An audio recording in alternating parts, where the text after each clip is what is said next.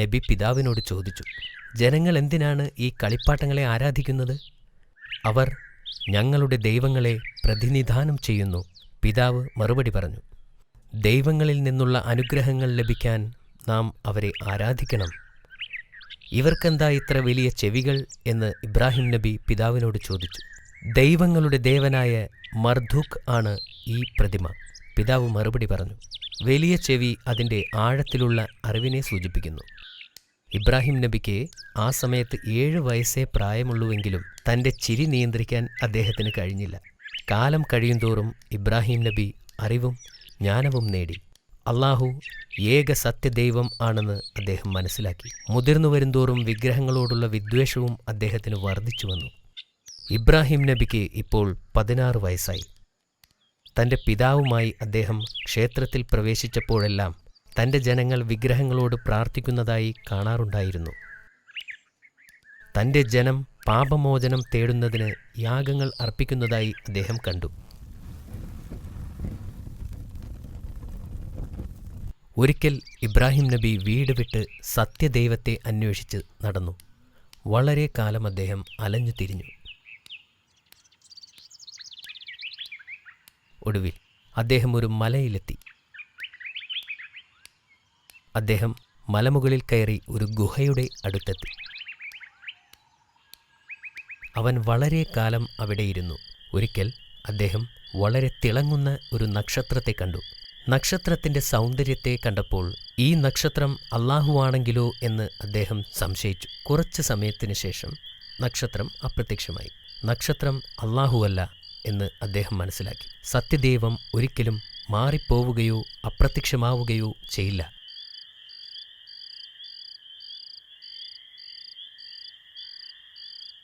കുറച്ച് സമയത്തിന് ശേഷം ചന്ദ്രൻ ഉദിച്ചു. ചന്ദ്രൻ വളരെ മനോഹരമായിരുന്നു. അതിനാൽ ചന്ദ്രൻ അള്ളാഹു ആണെന്ന് ഇബ്രാഹിം നബി കരുതി. നബി കുറച്ചുനേരം ചന്ദ്രനിലേക്ക് തന്നെ നോക്കി നിന്നു. പക്ഷേ ഏതാനും മണിക്കൂറുകൾക്ക് ശേഷം ചന്ദ്രൻ ചക്രവാളത്തിൽ നിന്നും അപ്രത്യക്ഷമാകുമ്പോൾ അതുമല്ല ദൈവം എന്ന് അദ്ദേഹം മനസ്സിലാക്കി. ഇബ്രാഹിം നബി വളരെ നിരാശനായിരുന്നു. എങ്കിലും അവൻ മലഞ്ചെരുവിലെ ആ പർവ്വതത്തിൻ്റെ മുകളിൽ തന്നെയിരുന്നു. സൂര്യപ്രകാശത്തെ നോക്കി ഇത് അള്ളാഹു ആണെങ്കിലോ എന്ന് വീണ്ടും ആശ്ചര്യപ്പെട്ടു. വൈകുന്നേരങ്ങളിൽ സൂര്യൻ ചക്രവാളത്തിൽ അസ്തമിച്ചപ്പോൾ അത് ദൈവമല്ല എന്ന് അദ്ദേഹം മനസ്സിലാക്കി. സത്യദൈവം ഒരിക്കലും അസ്തമിക്കില്ല. യഥാർത്ഥ ദൈവത്തെ ഒരിക്കലും സൃഷ്ടിക്കാൻ കഴിയില്ലെന്ന് ഇബ്രാഹിം നബി മനസ്സിലാക്കി. അള്ളാഹു സകല വസ്തുക്കളുടെയും സൃഷ്ടാവാണെന്നും സൂര്യനും ചന്ദ്രനും നക്ഷത്രങ്ങളും അള്ളാഹുവിൻ്റെ സൃഷ്ടിയാണെന്നും അദ്ദേഹം മനസ്സിലാക്കി. അള്ളാഹുവിന് നന്ദി പ്രകടിപ്പിച്ചു. അള്ളാഹു അദ്ദേഹത്തെ നേർവഴിയിലാക്കിയിരിക്കുന്നു. അപ്പോഴാണ് അള്ളാഹു അദ്ദേഹത്തെ പ്രവാചകനായി തിരഞ്ഞെടുത്തതെന്ന് അദ്ദേഹം മനസ്സിലാക്കി. തൻ്റെ ജനത്തെ നയിക്കാൻ അള്ളാഹു അദ്ദേഹത്തെ തിരഞ്ഞെടുത്തു. ഇത് അദ്ദേഹത്തിന് ഒരു പുതിയ ജീവിതത്തിൻ്റെ തുടക്കമായിരുന്നു. ഈ സന്തോഷവാർത്ത അറിയിക്കാൻ ഇബ്രാഹിം നബി തൻ്റെ പിതാവിൻ്റെ അടുക്കിലേക്ക് ഓടി. ഇത് അറിഞ്ഞ അദ്ദേഹത്തിൻ്റെ പിതാവ് കോപിഷ്ഠനായി. നിനക്കെങ്ങനെ എൻ്റെ ദൈവങ്ങളെ നിഷേധിക്കാൻ കഴിഞ്ഞു? പിതാവേ, എന്നെ പിന്തുടരൂ, ഞാൻ സത്യമാർഗത്തിൽ അങ്ങയെ നയിക്കാം. ഇബ്രാഹിം നബി പിതാവിനോട് യാചിച്ചു. ഇത് അറിഞ്ഞ അദ്ദേഹത്തിൻ്റെ പിതാവ് കോപിഷ്ഠനായി. നിനക്കെങ്ങനെ എൻ്റെ ദൈവങ്ങളെ നിഷേധിക്കാൻ കഴിഞ്ഞു? പിതാവേ, എന്നെ പിന്തുടരൂ, ഞാൻ സത്യമാർഗത്തിൽ അങ്ങയെ നയിക്കാം. ഇബ്രാഹിം നബി പിതാവിനോട് യാചിച്ചു. ഒന്നും ചെയ്യാനാകില്ലെന്ന് പിതാവ് ചിന്തിച്ചു. അള്ളാഹുവിലേക്ക് ആളുകളെ ക്ഷണിക്കേണ്ടത് തൻ്റെ ദൗത്യമാണെന്ന് അദ്ദേഹം മനസ്സിലാക്കി. നബി മറ്റ് ആളുകളുടെ അടുത്തെത്തി അവരെ സന്മാർഗം ഉപദേശിച്ചു. ഏകദൈവം അള്ളാഹു മാത്രമാണ്. അള്ളാഹുവല്ലാതെ യാതൊരു ദൈവവുമില്ല. അവനല്ലാതെ ആരാധനയ്ക്കർഹൻ മറ്റാരുമില്ല. ഞാൻ ഇനി ഒരിക്കലും വിഗ്രഹങ്ങളുടെ മുൻപിൽ വീണ് നമസ്കരിക്കില്ല. അദ്ദേഹം പറഞ്ഞത് കേട്ടപ്പോൾ ആളുകൾ വളരെ രോഷാകുലരായി. നിങ്ങൾ എന്തിനാണ് ഈ വിഗ്രഹങ്ങളെ ആരാധിക്കുന്നത്? അവർക്ക് ശക്തിയില്ലെന്ന് നിങ്ങൾക്കറിയില്ലേ എന്ന് അദ്ദേഹം വീണ്ടും അവരോട് ചോദിച്ചു. അവർ ഇബ്രാഹിം നബിയെ ഭീഷണിപ്പെടുത്തി. ആയതിനാൽ അദ്ദേഹത്തിന് അവിടം വിട്ട് പോകേണ്ടി വന്നു. വിഗ്രഹം യഥാർത്ഥ ദൈവങ്ങളല്ലെന്ന് അവരെ കാണിക്കാൻ ഒരു ഉപായത്തെ പ്രവാചകൻ ചിന്തിച്ചു. ഒരു ദിവസം ഒരു വലിയ ആഘോഷം അവിടെയുള്ള നദിക്കരയിൽ വച്ച് നടന്നു. നഗരത്തിലെ എല്ലാവരും അവിടെ കാണുമെന്ന് നബിക്കറിയാമായിരുന്നു. പട്ടണത്തിൽ ആരും ഉണ്ടായിരുന്നില്ലെന്ന് ഉറപ്പുവരുത്തുന്നതുവരെ പ്രവാചകൻ കാത്തിരുന്നു. അദ്ദേഹം ഒരു കോടാലിയെടുത്ത് ക്ഷേത്രത്തിനുള്ളിലേക്ക് പോയി. അവിടെ ഒട്ടേറെ വിഗ്രഹങ്ങളുണ്ടായിരുന്നു. അവിടെ ഉണ്ടായിരുന്ന വിഗ്രഹങ്ങളെല്ലാം തച്ചുടച്ചു. ഒന്നു ഒഴികെ എല്ലാ വിഗ്രഹങ്ങളും തകർത്തു. അത് ആ ക്ഷേത്രത്തിലെ ഏറ്റവും വലിയ പ്രതിമയാണ്. ഈ പ്രതിമയുടെ കഴുത്തിൽ ഒരു കോടാലി വച്ച് അദ്ദേഹം ക്ഷേത്രത്തിൽ നിന്ന് ഇറങ്ങി. പിറ്റേ ദിവസം നഗരത്തിലെ ആളുകൾ ആരാധനയ്ക്കായി ക്ഷേത്രത്തിൽ ചെന്നപ്പോൾ വിഗ്രഹങ്ങൾ തകർന്നു തരിപ്പണമായത് കണ്ട് അവർ ഞെട്ടി. വിഗ്രഹങ്ങളുടെ കഷ്ണങ്ങൾ ചുറ്റിലും ചിതറിക്കിടക്കുകയായിരുന്നു.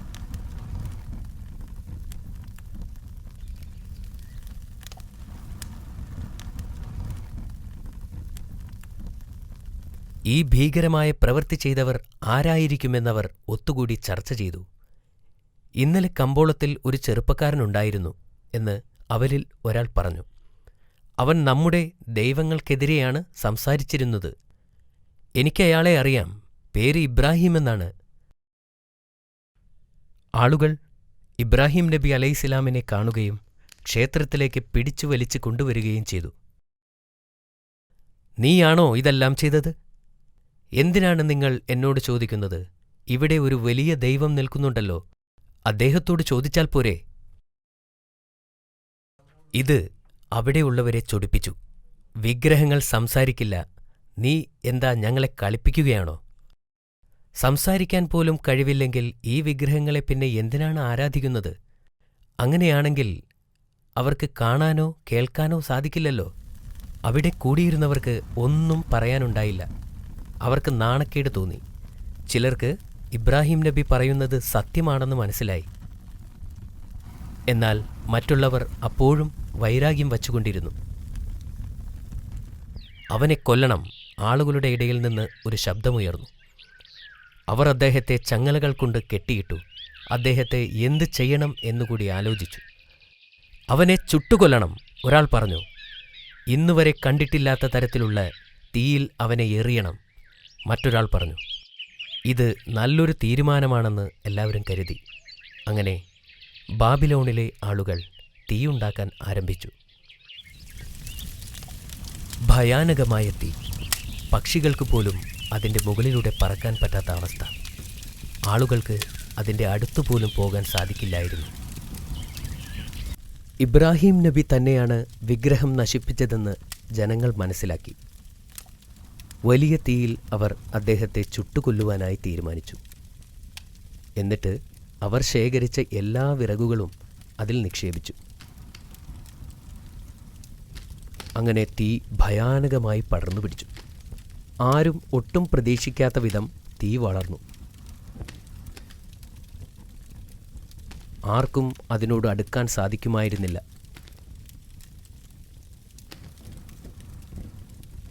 പക്ഷികൾ പോലും അതിനു മുകളിൽ പറക്കാൻ കഴിയാത്ത അത്ര ഉയരം. ബാബിലോണിലെ ഈ വലിയ തീപിടുത്തത്തെക്കുറിച്ച് പലരും കേട്ടു. ഈ പ്രതിഭാസം കാണാൻ അവർ നഗരത്തിലേക്ക് ചെന്നു.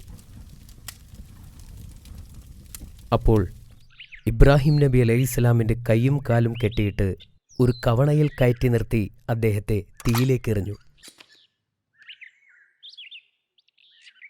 പെട്ടെന്ന് തന്നെ സ്വർഗത്തിൽ നിന്നും ഒരു ദൂതൻ പ്രവാചകന്റെ മുന്നിൽ പ്രത്യക്ഷപ്പെട്ടു.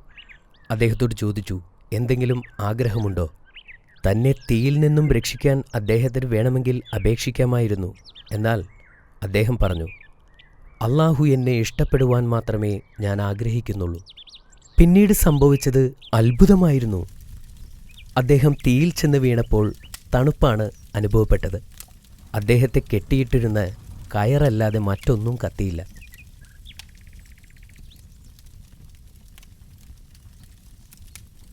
ഒരു ഉദ്യാനത്തിലിരിക്കുന്ന പോലെ തീയിലിരുന്നു കൊണ്ട് അല്ലാഹുവിനെ അദ്ദേഹം സ്തുതിച്ചു.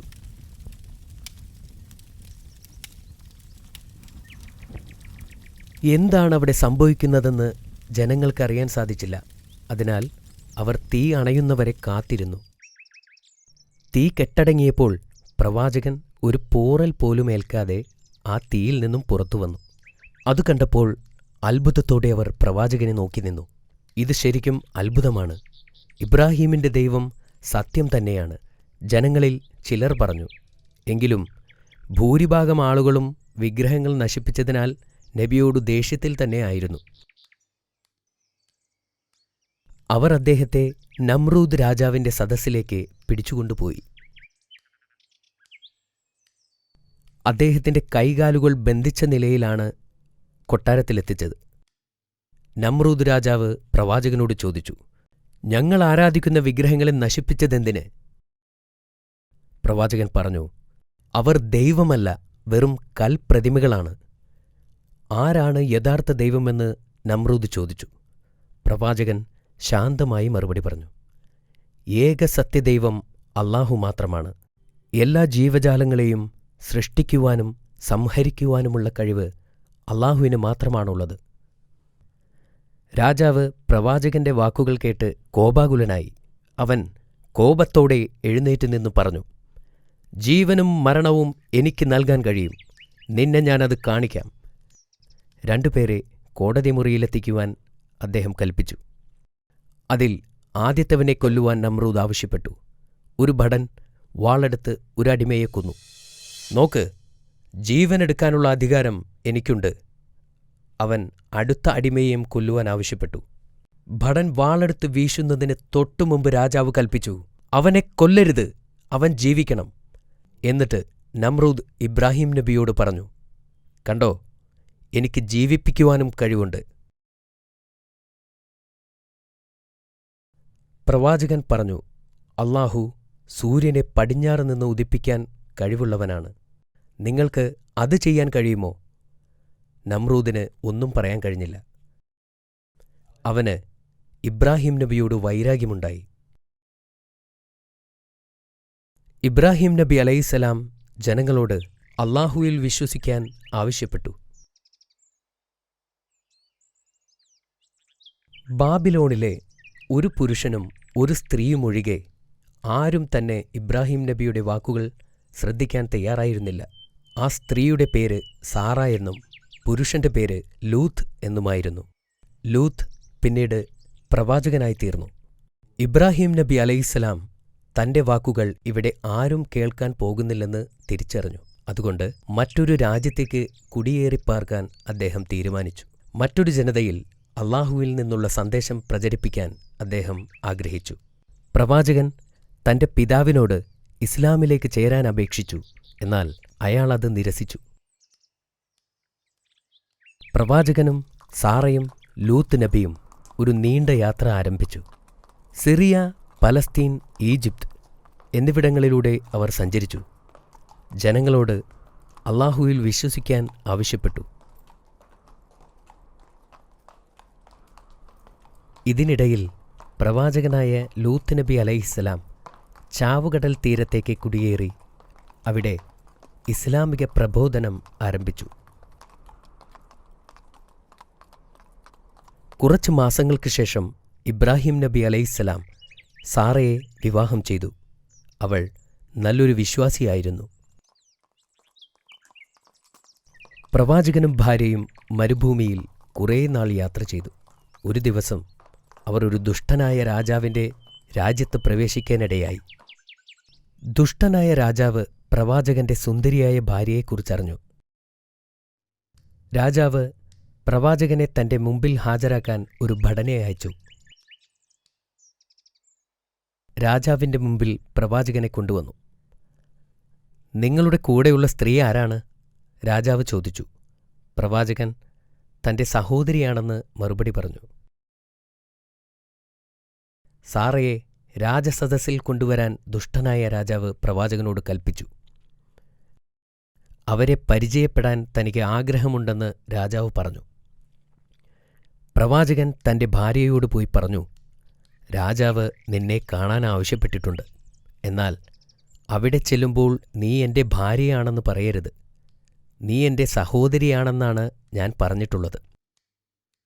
സാറ രാജാവിൻ്റെ അടുക്കലെത്തിയപ്പോൾ രാജാവ് അവളുടെ സൗന്ദര്യം കണ്ട് മതിമറന്നു. അദ്ദേഹം സാറയെ പിടിക്കാനായി ശ്രമിച്ചു. എന്നാൽ സാറയുടെ അടുത്തെത്തിയതും രാജാവിൻ്റെ കൈ അനക്കാൻ സാധിച്ചില്ല. ദുഷ്ടനായ രാജാവ് ഭയപ്പെട്ടു. അവൻ അപേക്ഷിച്ചു, നിങ്ങൾ എനിക്ക് വേണ്ടി അള്ളാഹുവിനോട് പ്രാർത്ഥിക്കുക, ഞാൻ ഒരിക്കലും ഒരു ദ്രോഹവും വരുത്തുകയില്ല. സാറ അള്ളാഹുവിനോട് പ്രാർത്ഥിച്ചപ്പോൾ ആ ദുഷ്ടനായ രാജാവിൻ്റെ കൈകൾ സുഖം പ്രാപിച്ചു. പക്ഷേ വീണ്ടും സാറയെ കയറിപ്പിടിക്കാൻ രാജാവ് മുതിർന്നു. അവൻ്റെ കൈകൾ വീണ്ടും അനങ്ങാതെയായി. ദുഷ്ടനായ രാജാവ് വീണ്ടും സാറയോട് അപേക്ഷിച്ചു, വീണ്ടും അള്ളാഹുവിനോട് പ്രാർത്ഥിക്കാൻ. സാറ അള്ളാഹുവിനോട് പ്രാർത്ഥിച്ചപ്പോൾ ആ ദുഷ്ടനായ രാജാവിൻ്റെ കൈകൾ സുഖം പ്രാപിച്ചു. സാറ ഒരു സാധാരണ സ്ത്രീയല്ലെന്ന് രാജാവ് തിരിച്ചറിഞ്ഞു. അങ്ങനെ അവൻ സാറയ്ക്കൊരു സമ്മാനം നൽകി. അവൻ തൻ്റെ ദാസിമാരിൽ ഹാജറ എന്നു പേരുള്ള ഒരു അടിമയെ സാറയ്ക്ക് നൽകി. അതിനുശേഷം അവളെ വീട്ടിലേക്ക് അയച്ചു. സാറ തിരിച്ചു വന്നപ്പോൾ ഇബ്രാഹിം നബി കാര്യങ്ങൾ അന്വേഷിച്ചു. ആ ദുഷ്ടനായ രാജാവിനെ അള്ളാഹു ഒരു പാഠം പഠിപ്പിച്ചു. അവനെക്കൊണ്ട് അവൻ്റെ ദാസിയെ എനിക്ക് സമ്മാനമായി നൽകിച്ചു. വർഷങ്ങൾ കഴിഞ്ഞു. ഇബ്രാഹിം നബിയുടെ മുടി നരച്ചു തുടങ്ങി. അപ്പോഴും ഇബ്രാഹിം നബി ആളുകളെ ഇസ്ലാമിലേക്ക് ക്ഷണിച്ചുകൊണ്ടേയിരുന്നു. സാറയ്ക്കും പ്രായമായി. ഇനി തനിക്കൊരു കുഞ്ഞിന് ജന്മം നൽകാൻ സാധിക്കില്ലെന്ന് അവൾക്ക് മനസ്സിലായി. അതുകൊണ്ടുതന്നെ അടിമയായ ഹാജറയെ വിവാഹം കഴിക്കാൻ സാറ ഇബ്രാഹിം നബിയോട് ആവശ്യപ്പെട്ടു. അവൾക്ക് ഒരു നല്ല കുഞ്ഞിനെ നൽകി അനുഗ്രഹിക്കുവാൻ അള്ളാഹുവിനോട് പ്രാർത്ഥിക്കുകയും ചെയ്തു. മാസങ്ങൾക്ക് ശേഷം ഹാജറ ഒരു ആൺകുഞ്ഞിന് ജന്മം നൽകി. അവന് ഇസ്മായിൽ എന്നു പേരിട്ടു. കാലങ്ങൾ ഒരുപാട് കടന്നുപോയി. ഒരിക്കൽ ഇബ്രാഹിം നബി ഞെട്ടി ഉണർന്നു. അള്ളാഹുവിനു വേണ്ടി എന്തോ ചെയ്യേണ്ടതായി ഉണ്ടെന്ന് അദ്ദേഹത്തിന് തോന്നി. അദ്ദേഹം ഹാജറയുടെ അടുത്തു ചെന്ന് പറഞ്ഞു, ഒരു യാത്ര പോകേണ്ടതുണ്ട്. ഇസ്മായിലിനെയും കൂട്ടി തയ്യാറായി നിൽക്കൂ. ഇബ്രാഹിം നബിയും ഭാര്യയും കുട്ടിയായ ഇസ്മായിലും ഒരു ദൂരയാത്രയ്ക്ക് പുറപ്പെട്ടു. ഒരുപാട് ദിവസം അവർ സഞ്ചരിച്ചു. ഒടുവിൽ ഒരു വരണ്ട മരുഭൂമിയായ മർവ പർവ്വതത്തിൻ്റെ താഴ്വാരത്തെത്തി. അവിടെ പഴങ്ങളോ മരങ്ങളോ ഭക്ഷണമോ വെള്ളമോ ഇല്ലായിരുന്നു. ജീവന്റെ ഒരു അടയാളം പോലുമില്ലാത്ത ഒരു താഴ്വരയായിരുന്നു അത്.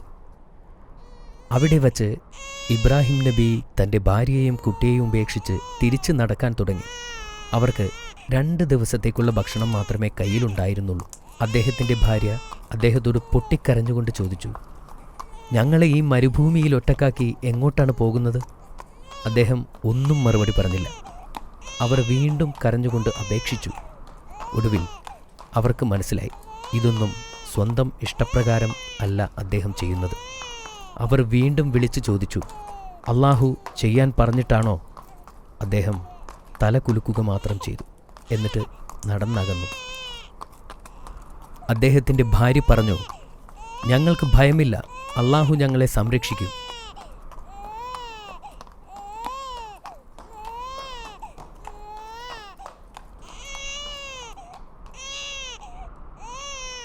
തൻ്റെ ഭാര്യയ്ക്കും കുഞ്ഞിനും ആവശ്യമുള്ള ഭക്ഷണവും വെള്ളവും സംരക്ഷണവും നൽകി അനുഗ്രഹിക്കാൻ ഇബ്രാഹിം നബി അള്ളാഹുവിനോട് പ്രാർത്ഥിച്ചുകൊണ്ടിരുന്നു. ഹാജറയും കുഞ്ഞ് ഇസ്മായിലും ആ മരുഭൂമിയിൽ ഒറ്റപ്പെട്ടു.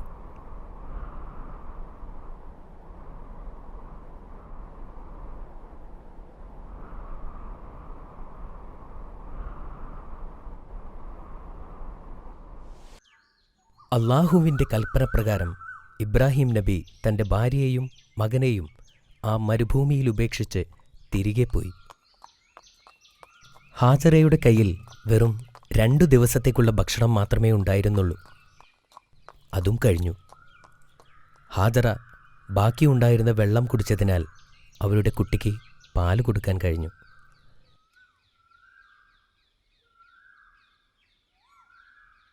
ഏറെ താമസിയാതെ വെള്ളവും തീർന്നു. അവർക്ക് ദാഹം അനുഭവപ്പെടാൻ തുടങ്ങി. കുറച്ചു കഴിഞ്ഞപ്പോൾ കുഞ്ഞ് ദാഹിച്ച് കരയാനും തുടങ്ങി.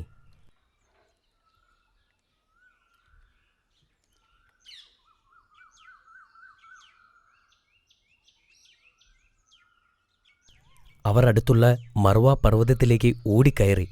അവിടെ ആരെങ്കിലും കാണുകയോ എന്തെങ്കിലും ലഭിക്കുകയോ ചെയ്തിരുന്നെങ്കിലെന്ന പ്രതീക്ഷ അവർക്കുണ്ടായിരുന്നു. പക്ഷേ അങ്ങനെ ഒന്നും കാണാൻ സാധിച്ചില്ല. തുടർന്ന് അടുത്തുള്ള പർവ്വതമായ സഫയിലേക്ക് ഓടി. അവിടെയും ഇതുതന്നെയായിരുന്നു അവസ്ഥ. അങ്ങനെ അവർ 7 തവണ സഫയ്ക്കും മർവയ്ക്കും ഇടയിലൂടെ ഓടി. ഒടുവിൽ ഹാജറ അവശയായി. അവർ കുട്ടിയുടെ സമീപം വന്നിരുന്നു. അപ്പോൾ അവർ ഒരു ശബ്ദം കേട്ടു. അവർ അത് എന്താണെന്നറിയാൻ വേണ്ടി കാതോർത്തു നിന്നു. വീണ്ടും ആ ശബ്ദം കേട്ടപ്പോൾ അവർ ചോദിച്ചു, നിങ്ങൾ ആരാണെങ്കിലും അള്ളാഹു നിങ്ങളെ എനിക്ക് കേൾപ്പിച്ചു തന്നു. എന്നെ സഹായിക്കാൻ കഴിയുമോ?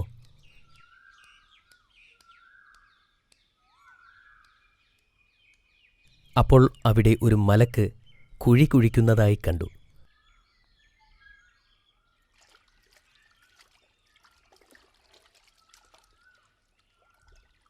വെള്ളം കണ്ടപ്പോൾ ഹാജറ ഓടിച്ചെന്ന് അതിന് തടം കെട്ടാൻ തുടങ്ങി.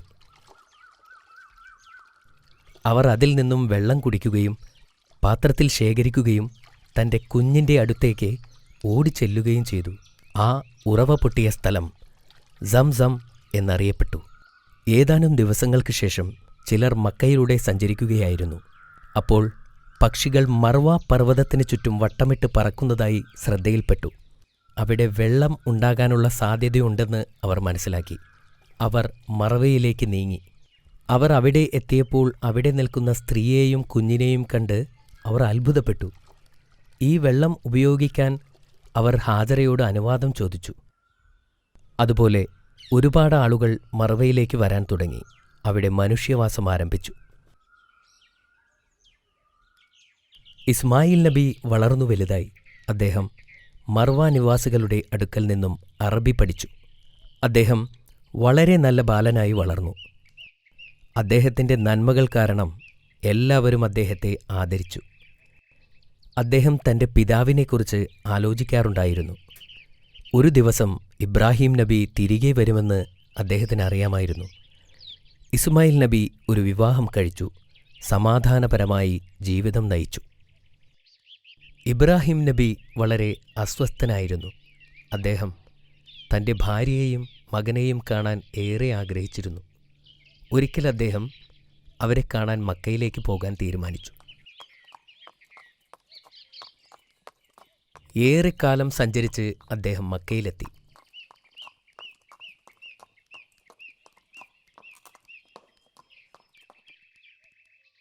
ഇബ്രാഹിം നബി എത്തുന്നതിന് മുമ്പ് തന്നെ ഹാജറ ബീവി വഫാത്തായിരുന്നു. അത് മക്ക നിവാസികളിൽ നിന്നും അദ്ദേഹം മനസ്സിലാക്കി. എന്നാൽ ഇസ്മായിൽ നബി ഇപ്പോഴും ജീവനോടെയുണ്ട് എന്ന് അദ്ദേഹം അറിഞ്ഞു. ഇത് കേട്ടതിൽ അദ്ദേഹം വളരെയധികം സന്തോഷിച്ചു. അൽഹംദുലില്ലാഹ് എന്ന് പറയുകയും ചെയ്തു.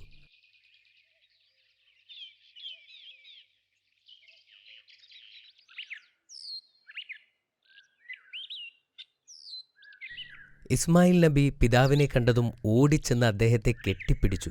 അദ്ദേഹത്തിന് സ്വന്തം കണ്ണുകളെ വിശ്വസിക്കാനായില്ല. ഏറെ കാലങ്ങൾക്ക് ശേഷം തൻ്റെ പിതാവിനെ കണ്ടതിൽ അദ്ദേഹം വളരെയധികം സന്തോഷവാനായിരുന്നു.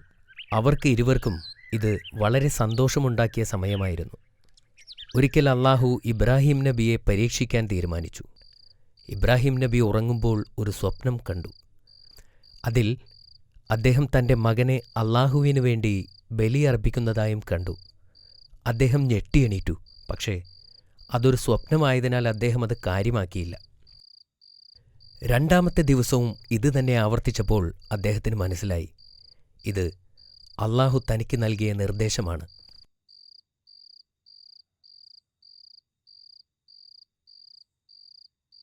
ഇബ്രാഹിം നബി ഇസ്മായിൽ നബിയെ വിളിച്ചു. താൻ കണ്ട സ്വപ്നത്തെക്കുറിച്ച് പറഞ്ഞു. അപ്പോൾ ഇസ്മായിൽ നബി പറഞ്ഞു, അള്ളാഹു അങ്ങയോട് എന്തു പറഞ്ഞുവോ അത് ചെയ്യുക. അടുത്ത ദിവസം അവർ ഒരു കത്തിയും കയറുമായി അറഫ പർവ്വതത്തിന് മുകളിലേക്ക് പോയി.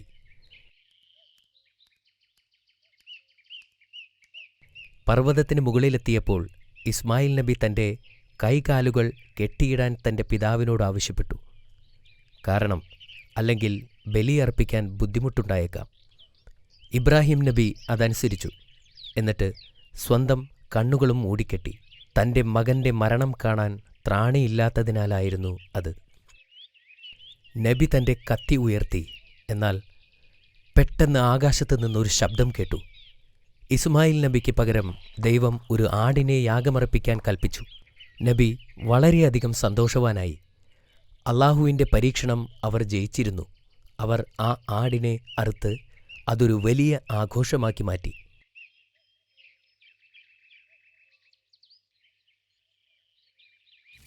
അവർ ഇരുവരും അള്ളാഹുവിലേക്ക് ആളുകളെ ക്ഷണിച്ചുകൊണ്ടേയിരുന്നു. അവർക്ക് എന്നാൽ ആരാധനയ്ക്ക് പറ്റിയ ഒരിടം ഇല്ലായിരുന്നു. അപ്പോൾ അള്ളാഹു അവരോട് തനിക്ക് വേണ്ടി ഒരു ഭവനം നിർമ്മിക്കാൻ ആവശ്യപ്പെട്ടു. അള്ളാഹു അവരോട് കഅബ നിർമ്മിക്കാൻ ആവശ്യപ്പെട്ടു. അത് ഇബ്രാഹിം നബി തൻ്റെ മകനോടും പറഞ്ഞു. അള്ളാഹു പറഞ്ഞത് തന്നെ നമുക്ക് ചെയ്യാം എന്നദ്ദേഹം മറുപടി നൽകി. അവർ കഅബ നിർമ്മിക്കാൻ തുടങ്ങി. ഇസ്മായിൽ നബി കല്ലുകൾ കൊണ്ടുവരുകയും ഇബ്രാഹിം നബി ആ ജോലി ആരംഭിക്കുകയും ചെയ്തു.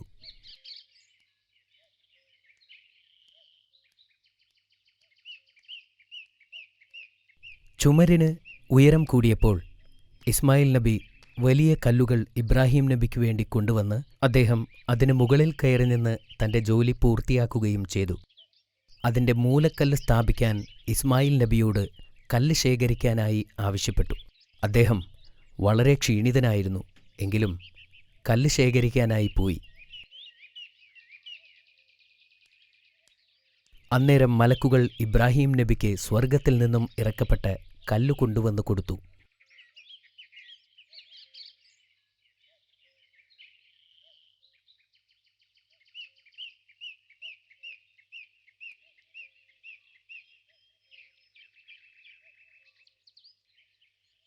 ആദ്യകാലത്ത് അതിൻ്റെ നിറം വെളുപ്പായിരുന്നു.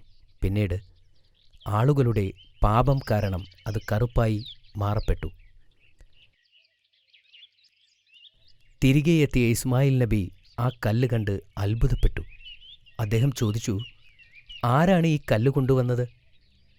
ക്ഷീണം ബാധിക്കാത്ത ഒരാൾ കൊണ്ടുവന്നതാണ് എന്ന് ഇബ്രാഹിം നബി മറുപടി പറഞ്ഞു. അങ്ങനെ അവർ നിർമ്മാണം പൂർത്തിയാക്കി. അവർ ചെയ്ത ഈ കർമ്മം സ്വീകരിക്കാനായി അള്ളാഹുവിനോട് പ്രാർത്ഥിച്ചു. അള്ളാഹു അതിൽ വളരെ സംതൃപ്തനായിരുന്നു. എല്ലാവരോടും കഅബയിൽ വന്ന് തീർത്ഥാടനം ചെയ്യാൻ ആഹ്വാനം ചെയ്തു. അത് ഇബ്രാഹിം നബിയുടെ ജനത അനുസരിക്കുകയും ചെയ്തു.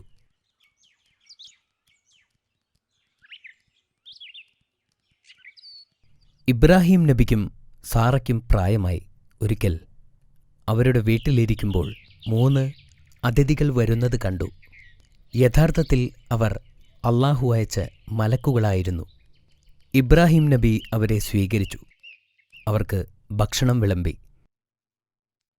ചുട്ട കാളക്കുട്ടിയുടെ മാംസം അവർക്ക് നൽകി.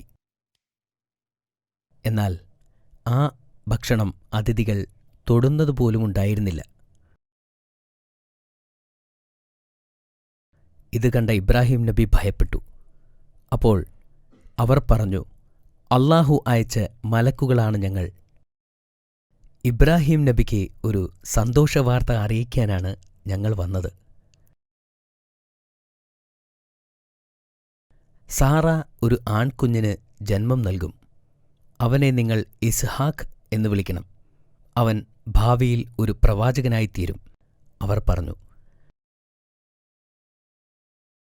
സാറ അത്ഭുതപ്പെട്ടു. എനിക്ക് പ്രായമായി, ഇനി ഞാൻ എങ്ങനെ ഒരു കുഞ്ഞിന് ജന്മം നൽകും? അപ്പോൾ മലക്കുകൾ പറഞ്ഞു, അള്ളാഹുവിന് എല്ലാം സാധ്യമാണ്.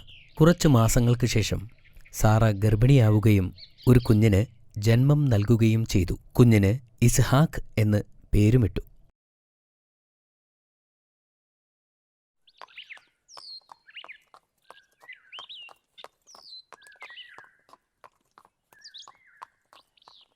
വർഷങ്ങൾക്കു ശേഷം ഇബ്രാഹിം നബി തൻ്റെ മകനെ കാണാൻ വേണ്ടി തിരികെ വന്നു. അദ്ദേഹം വീട്ടിലെത്തിയപ്പോൾ ഇസ്മായിൽ നബി വീട്ടിലില്ലായിരുന്നു. ഇസ്മായിൽ നബിയുടെ ഭാര്യ അവിടെ ഉണ്ടായിരുന്നു. അദ്ദേഹം അവരുടെ സുഖവിവരം അന്വേഷിക്കാൻ തുടങ്ങി. എന്നാൽ അവർ പരാതിക്കെട്ട് അദ്ദേഹത്തിൻ്റെ മുമ്പിൽ അഴിച്ചുവച്ചു. ഇബ്രാഹിം നബിക്ക് മനസ്സിലായി, അള്ളാഹുവിൻ്റെ അനുഗ്രഹങ്ങൾ അവൾ ആലോചിക്കുന്നു പോലുമില്ലല്ലോ. ആ സ്ത്രീ തൻ്റെ മകന് പറ്റിയ ഭാര്യയല്ലെന്ന് അദ്ദേഹം മനസ്സിലാക്കി. അദ്ദേഹം തൻ്റെ മകന് മനസ്സിലാകുന്ന തരത്തിൽ ഒരു സന്ദേശം അവൾക്ക് നൽകി. ഇസ്മായിൽ നബി വരുമ്പോൾ അദ്ദേഹത്തോട് സലാം പറയാൻ അദ്ദേഹം ആവശ്യപ്പെട്ടു. ഈ ഗോപുരത്തിൻ്റെ പൂമുഖം മാറ്റുവാൻ നീ അവനോട് പറയണം എന്നദ്ദേഹം പറഞ്ഞു. ഇസ്മായിൽ നബി തിരിച്ചു വന്നപ്പോൾ അദ്ദേഹം കാര്യങ്ങൾ അന്വേഷിച്ചു. അവർ ഇബ്രാഹിം നബി പറഞ്ഞ കാര്യങ്ങൾ അദ്ദേഹത്തോട് പറഞ്ഞു.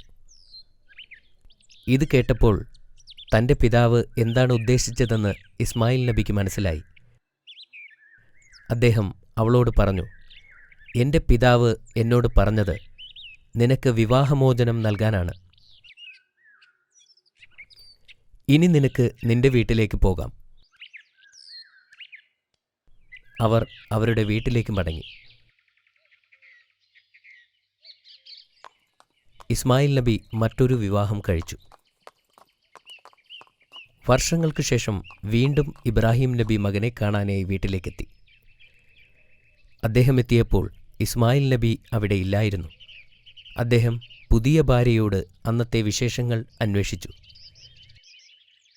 ആ സ്ത്രീയുടെ മറുപടിയിൽ നിന്നും അവർ നല്ലൊരു വനിതയാണെന്ന് അദ്ദേഹം മനസ്സിലാക്കി.